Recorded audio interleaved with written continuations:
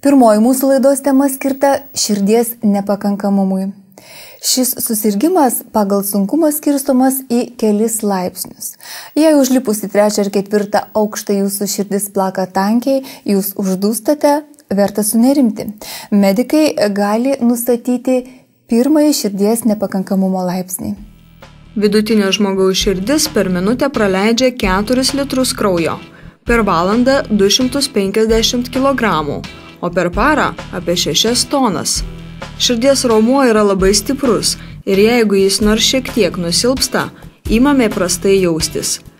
Kartais medikai rašo diagnozę – širdies nepakankamumas. Ūmaus širdies nepakankamumo atveju dirbti pradeda reanimacijos medikai. Dažniausiai vis dėlto pasireiškia lėtinis širdies nepakankamumas, kuris vystosi lėtai, tačiau jo pasekmės tokios pat liūdnos kaip ir ūminio.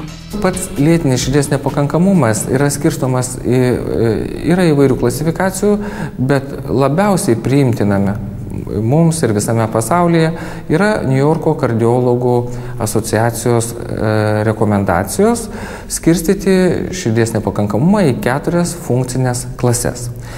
Iš tikrųjų,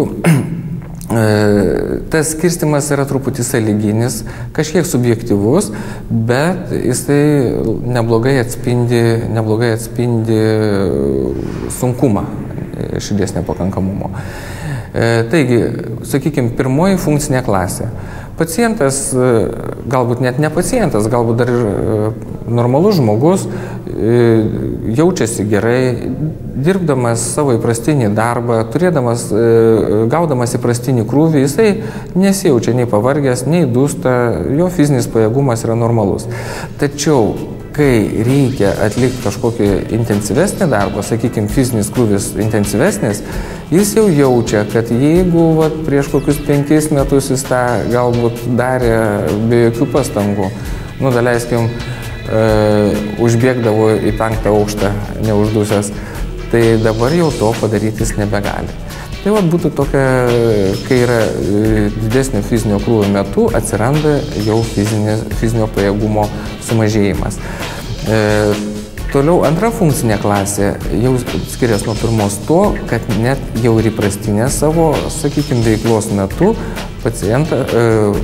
žmogus arba jau pacientas, galima sakyti, pradeda jausti nuovargį. Nuovargį jaučia, kad jis nebepajėgus tą padaryti. Jau dabar, sakykime, gyvena jis kokiam 3. aukšte savo, lipa į prastinį savo butą ir jau jaučia, kad jau 2.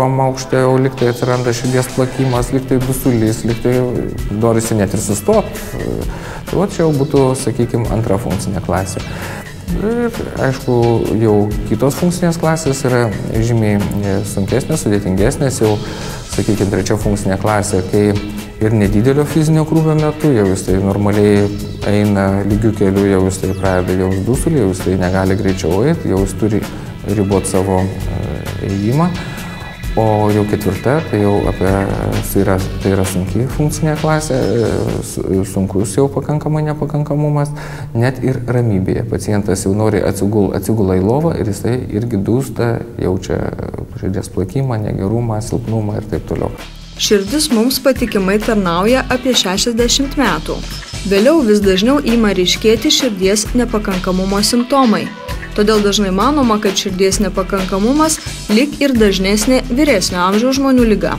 Nors širdies nepakankamumo simptomus gali jausti ir 30-mečiai.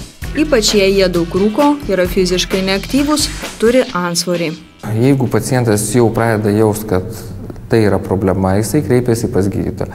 Aišku, jeigu tai yra antros funkcinės klasės širdies nepakankamumas, labai dažnai, ypač šeimos gydytojas, nelabai ką ir gali skirti, tiesiog jis nelabai ką ir skiria. Pasako, kad, nieko tokio čia, pabandykim. Kai kada skiria, sakykime, kažkokius tai miokardo metabolizmą gerinančius vaistus gali skirti. Bet, sakykime, tokius cheminius preparatus skirti ilgalaikiam gydymui kaip ir nelabai racionalu. Todėl vėlgi kalba galbūt būtų pirmoje eilėje apie augalinės kilmės medikamentus. Šiuo atveju tikrai gana svarbią vietą užima gudobelės preparatai. Šiuo atveju kalba būtų galbūt apie chronokardą, kadangi aš geriausiai žinau.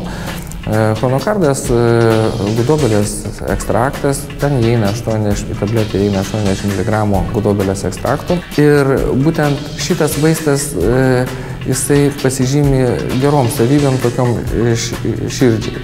Tai yra pirmiausiai stiprina širdies jėgą, teigiamas inotropinis poveikis. Širdis pradeda liktai stipriau susitraukinėti. Neliktai, o iš tikrųjų, tai yra įrodyta studijom įvairiom klinikiniam ir toliau turi tokį, vadinkim, teigiamą chronotropinį poveikį, tai yra dažina širdies ritmą. Vėlgi, tai nėra labai ryškus padažnėjimas naudojant šitą preparatą, tačiau jis truputėlį vis dėlto pastebėta, kad dažnina. Taip pat gerina širdies laidumą ir truputėlį gerina širdies kraujotaką. Toks švelnus poveikis, augalinės kilmės preparatas, chronokardas, dažnai tiesiog rekomenduojamas pacientams tiesiog pajutusiems, kad liktai jau pirmieji požymiai širdies nepakankamumo jau atsiradę, tiesiog rekomenduojama jį panaudoti šitą vaistą ir tikrai gyvenimo kokybė liktai vėl atsistato į pirmykštę vietą.